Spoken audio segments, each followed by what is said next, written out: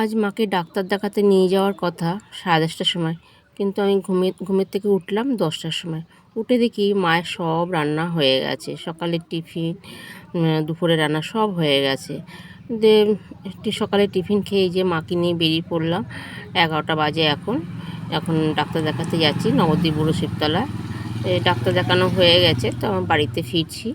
এই সময় টোটোটা একটু খারাপ হয়ে গেল। খারাপ হয়ে গেল বলতে টোটোর ব্যাটারিটা একটু চার্জ কমে গেছে আর কি, এই জন্য আস্তে আস্তে যেতে হচ্ছে। প্রায় 1টা বেজে গেছে, তবে বাড়ির কাছাকাছি পৌঁছে গেছি অবশ্য। তো এখানে পৌঁছে গেলাম, এখন 1:30টা বাজে। মা সবাই স্নান করে নিলাম। সবাই বলতে আমি, বাবা, মা। দেখুন উচ্ছে আলু ভেজেছে, পাঁচমিশালি সবজি করেছে, পটল চিংড়ি করেছে আর আমের চাটনি। সকালে ডালিয়া করেছিল টিফিনে। তো মা এই যে খেতে দিচ্ছে। অনেক দিন বলতে সেই প্রায় 1.5 বছর পর মা এরকম রান্না করে এই যে খেতে দিচ্ছে। এত আনন্দ লাগছে, এত ভালো লাগছে। মা একটু ভালো আছে, তাই ভীষণই আনন্দ লাগছে। তো ডক্টর বলেছে 1-2 মাসের মধ্যেই পুরোপুরি সুস্থ হয়ে যাবে, আর রক্ত দিতে হবে না। তো ভীষণই ভালো লাগছে।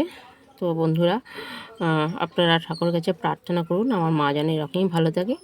তাহলে এখানে ভিডিওটা শেষ করছি। সবাই ভালো থাকবে।